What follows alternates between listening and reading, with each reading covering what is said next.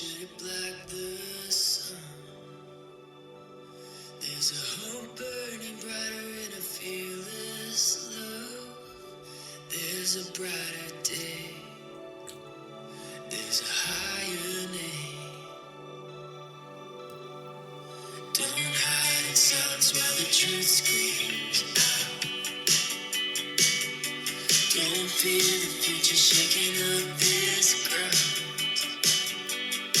There's a freedom that marches in a different sound. So if you have the choice, if you have the voice, then lift your voice and sing. If you have the breath. Welcome back. Thank you for joining me. I am very excited today because I am outside in my backyard. For one, it's a full moon and the clouds are gorgeous. And it's 11:27 p.m. December 27. So today's episode is going to bring focus, attention to Source, the universe, God, the Creator. We give it so many names, but I promise it's gotta be one. It's not multiple, it's definitely one main source. I was in a car a while back with a really good friend of mine, and something was playing in the background that I always come back to. It was, and I don't know exactly what this was, but it was a woman, and she was saying how she once realized that God, the name God, seems so small when, like, that's the name we're gonna give the creator of everything.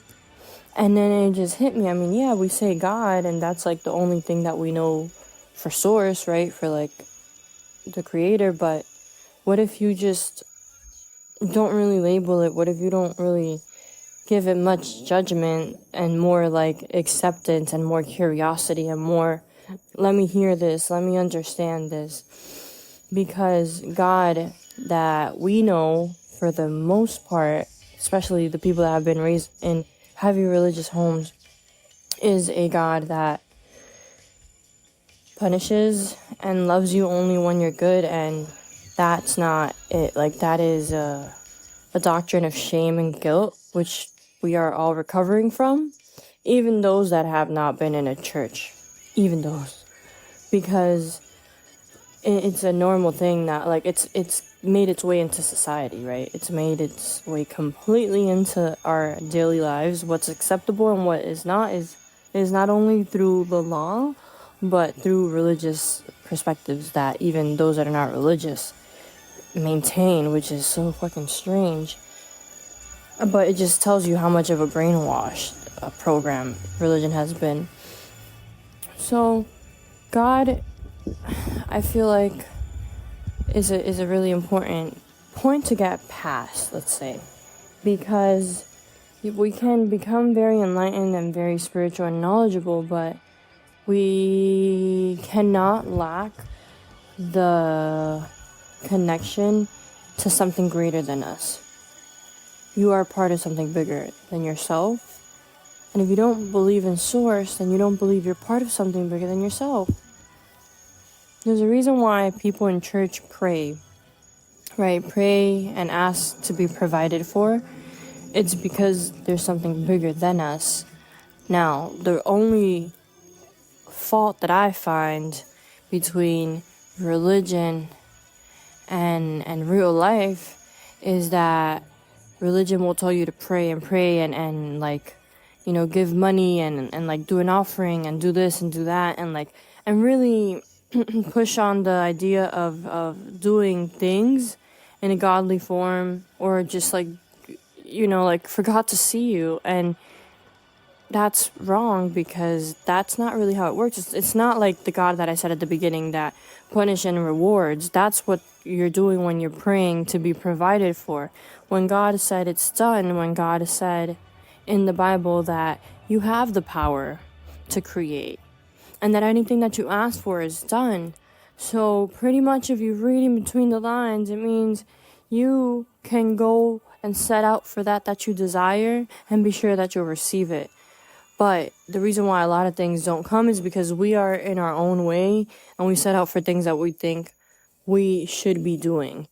And then we're unhappy, right? And then we can't really trust God because we're living an unhappy life, but you're not following your heart. You're doing the things that you think you should be doing, for one. And then the other side is that there's work to be done.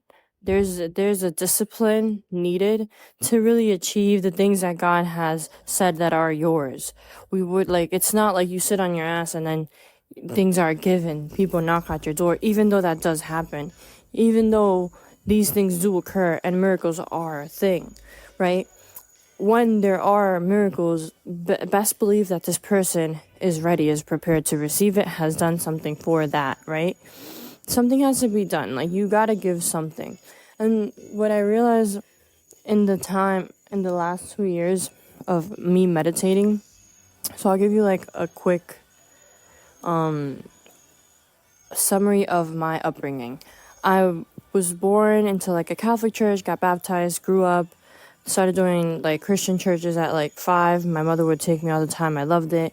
I would cry and like just love the Christian music and stuff like that. Like, as a child, I say like I would cry because like my connection with Source has been heavy from a young age. Like, I used to ask God to use me, and like I didn't even know what I was saying, really.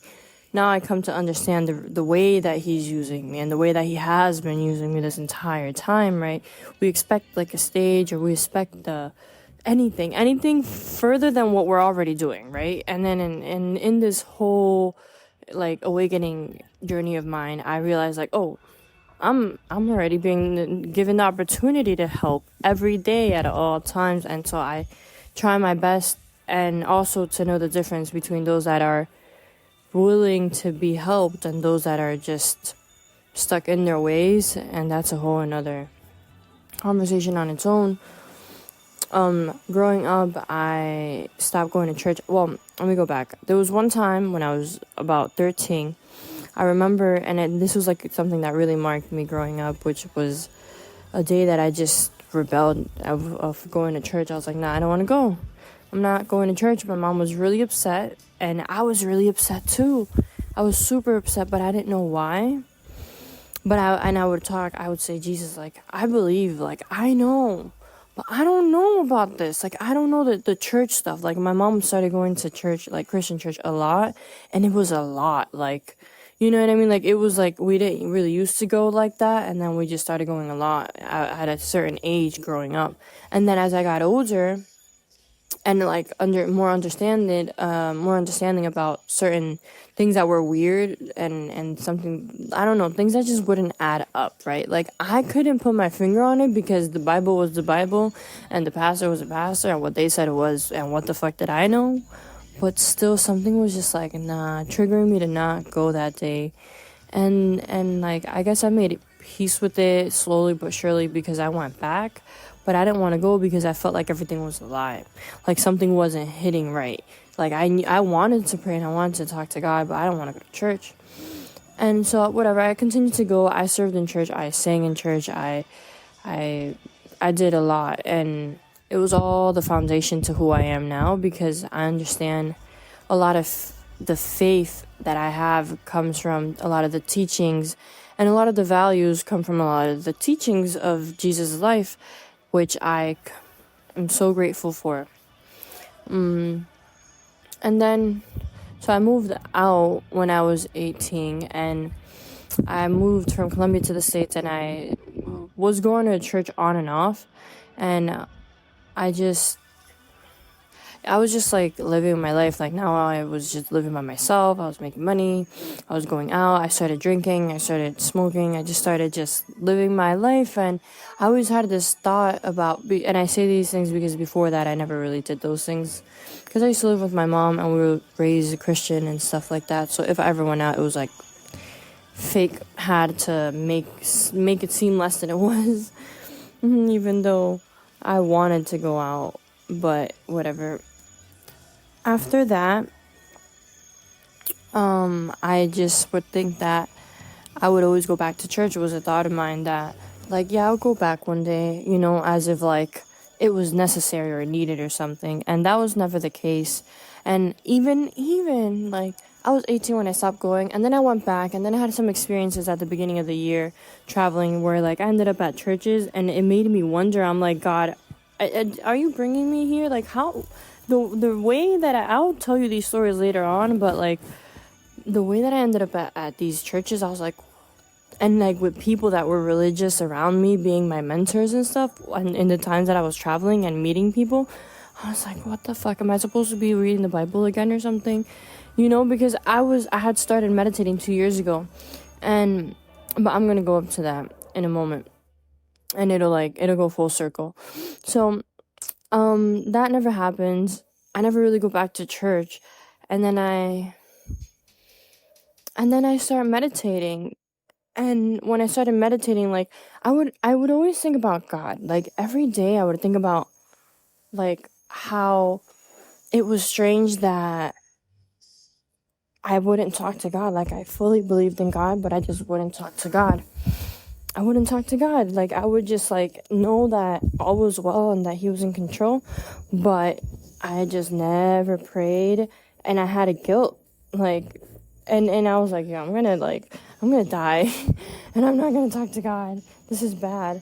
And I still wouldn't do it. It was like this immense amount of shame or guilt. I don't even know.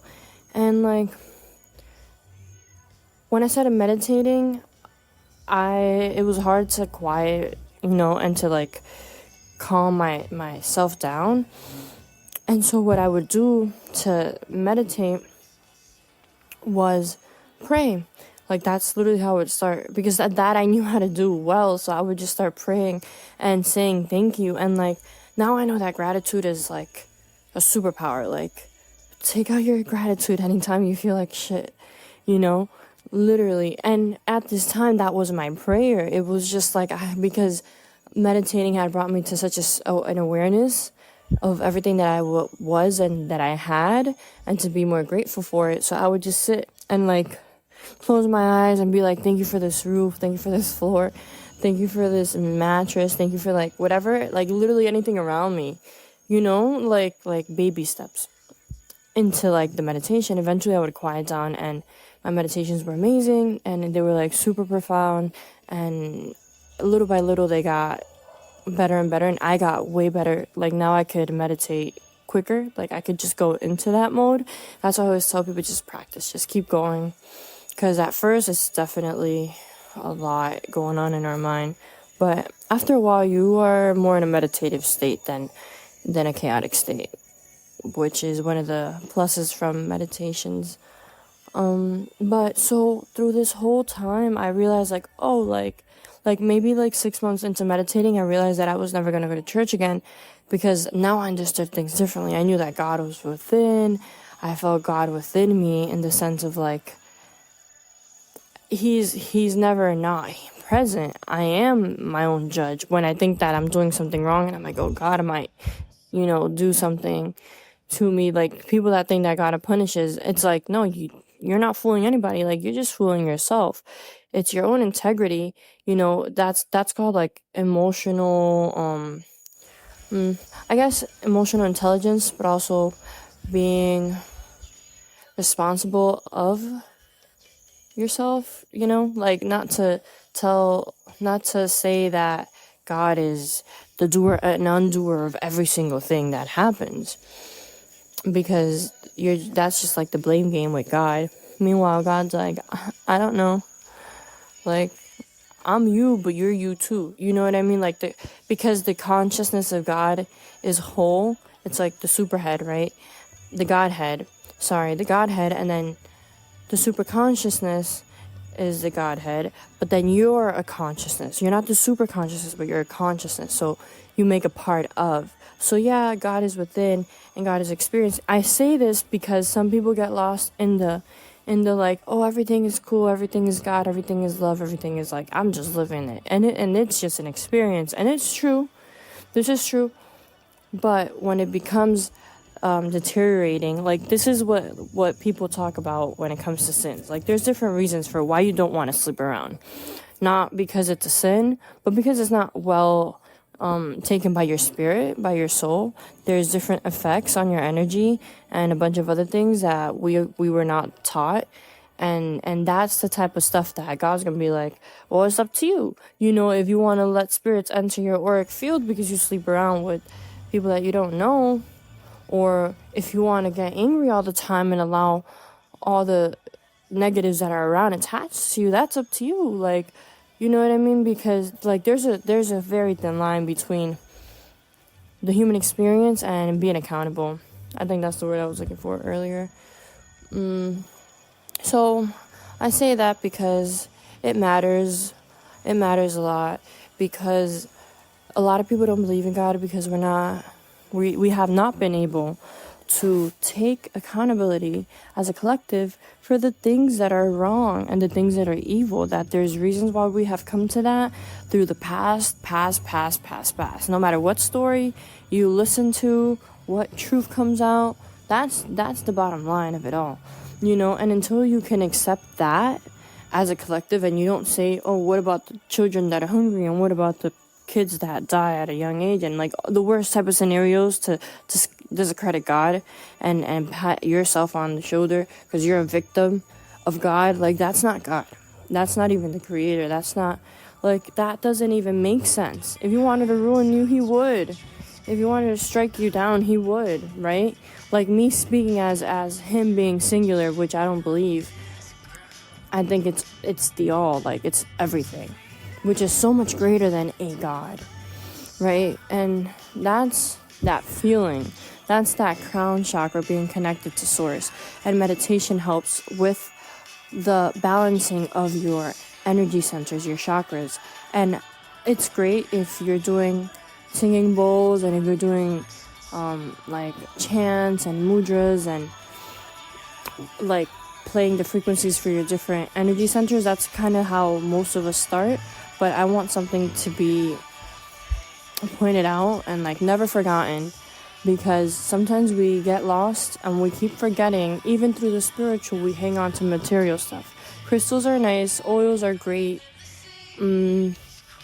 all this stuff is great. Like, the tools that we can definitely use are great, but when you meditate deeply and with your heart, everything will be aligned. When you connect to source more daily than not, and when you constantly are in that space of awareness and awareness and awareness and awareness, and being the observer of yourself, and trying to draw, even when you're doing things that like they're not like the best, or like it's just that, don't expect to live a holy life. Do not expect that, and don't be disappointed, and don't be your worst enemy when you do things that you know that you can do better. Just live it out. That's what I'm saying. There's a thin line between you being the judge and the thin line between you giving someone else the responsibility of your actions, and you got to be very conscious. And the best thing for that is to meditate, to completely be grounded. And I feel like that's the main reason, to be honest, why people don't believe in God, because they look outwards and they don't see God. I'm reading this book. I don't know, maybe I'll read it for this episode. I'm studying this book. It's called The Journey of Self-Discovery, and it's about Eastern religion, and it talks a lot about the Bhagavad Gita, and it makes note of a lot of things that we don't have in the Western culture about, like, perspectives of Krishna, which is God, right? And something that they mention is that God reveals himself, right? So, like, if you don't want to get to know, when you don't like somebody, like, how you don't really like God because you don't know why people believe in God when your life is so hard, how you don't like somebody, and then you're supposed to, like, try to get to know them, and you're just trying, and it's just not working, and it's just never gonna work because you just have this wall up. It's the same thing with God. It's the same thing. It's like, it's not going to force itself on you. Like, the Holy Spirit will never do that. Will never do that. So whenever you want to be, like, in that space, all you gotta do is say it. Surrender, be alone, make space, find the room, find the bathroom, turn the light off, turn the light on. Make it a moment. You know how people pray, like, to receive Jesus in their heart and stuff? Like, that's real. That part of religion is wholesome and good. You're just accepting a truth in your heart, you know what I mean? And just, even if you don't do a prayer like that one, surrendering is a must. Like, surrender to the universe, surrender to all love, surrender from yourself, right? Because we hold ourselves in the space that we are. But once we surrender, we stop being the driver, right? The controller, how we've been taught to be. We've been taught to be what's the saying? Take control of your life. Like, man, if I could, I would. But the honest truth to me is that I don't have control as much as I thought that I did my entire life up until like a year ago, or a little bit over a year ago. Like, once I started traveling, I'm like, yeah, this is all weird. Things are just happening in my favor. And that's when I realized, I'm like, it's always been that way. Even before, like, when I first started meditating, those were the days that I had those first thoughts, like, I'm gonna stop worrying. I'm gonna fucking stop worrying. You know how many times I've been in a horrible situation? Like, awful, bruh? And I'm like, how the fuck am I here? Right? And, like, then I just had that aha moment where I was like, no way. How many times I've been in a situation, and I wasn't thinking about why I was in that situation, but I was thinking about how I got out of it, and the miraculous ways, and the things that came after. The thing was that I felt like in those situations, like, I was in a deep hole, but little did I know, God had something better on the way. And then I just had to sit still, you know? Like, it's just like that. Don't ask me why, but it's just like that. And so when I was able to give that up, I surrendered, and now I was trusting. And I didn't have a lot figured out, but it was just all Gucci, and things just, like, it was like time was different. Like, I was different. Like, at least I was now controlling myself, because so there's a thing about time. There's a really serious thing about time, and that our perception of it makes all the difference. So our perception of time comes from our inside, right? So how you feel within. If you're really in a hurry, then time goes by slow, right? If you're doing something that is miserable, it's slow. And you're aging because time is slow. Feel me? So if you're doing something that you love, or you're with people that you love, you have a good time goes by quicker, you're aging less. Therefore, those that are happier and more joyful and more peaceful look younger, right? For the most part, that's a thing. And like, people that are very childlike look like children as well. Like, a lot of, like, women that are, like, older with kids sometimes look very young, and they're just very, very organic and very laid back and very, you know, like, not that anyone doesn't have issues. It's just, it's this is the thing.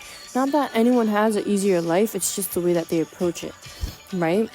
And that's the perception that you have control over that would make time different. So because time to me started to shift in a way, my space around me too. So, like, everything is more blissful. Everything is nicer. Everything is just, like, more enjoyable. So because of these positive aspects that are coming up in my reality, I'm now able to be more of the observer. Like, things aren't affecting me as much. You know what I mean? Like, I'm not getting impatient or angry or worried or sad as much, because I'm not attached to my reality. I'm experiencing it fully. Oh, I completely feel it. But how long it affects me and to what, like, how deep it doesn't as much, right? And that, like, and it's such a paradox to me, because I feel so deeply, and I've had so many people that I love that are close to me, that have been close to me, tell me that I'm cold, and that I'm like, and that's one of the things that I hurt from the most. But then I had to let that go as well because it's not true. And I just happen to express myself differently. I just happen to control and manage my emotions differently than most. And it's because of the practices that I've been doing my entire life. Even when I didn't meditate, I used to really connect with God. Like, I really used to pray on my own. And that gave me a sense of trusting, of like knowingness, of not a victim. So a lot of times I encountered people that like wanted to fight me from the moment that I was introduced to them for unknown reasons, other than that I apparently gave off some sort of threat vibe. And I never understood that because I came with my heart in my hand, right? Trying to help, trying to be, make the place better. I'm that type of person. I'm whatever you need. No problem. Like, as long as, everything is spoken and everything is clear, I'm a worker, I'm a helper, I'm like a lover, I'm just a giver. And, yeah, when you believe in yourself and when you know that you're a part of something bigger than that job, or that you're not just what your bachelor's degree says or what your family thinks that you are, what you're around people expect from you, and there's just a sense of unattached identity that gives off a cold vibe. And you're just like, I don't really give a fuck, right? Like, I'm like, I don't really give a fuck, and I really don't give a fuck.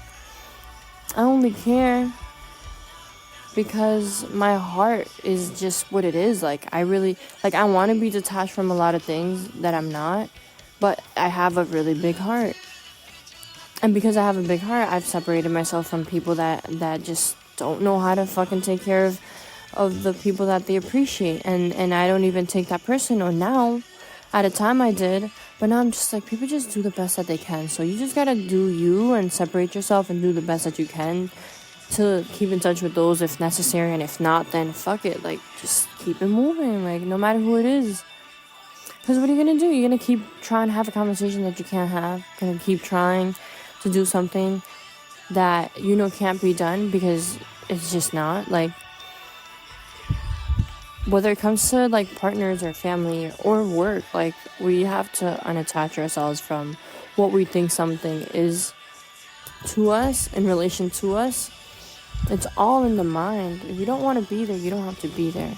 If you choose to be there, then be accountable for the things that happen while you're there, right? It's not God's fault. It's your fault. All right. I did well, and I think I spoke really freaking fast, just the same as I walk, because I'm a New Yorker at heart. I'm gonna definitely take off now. I appreciate everybody connecting. Super, super grateful for those that are here. I love you. I wish you all the best rest of the day, rest of your night, and I will see you back for episode 3 very soon.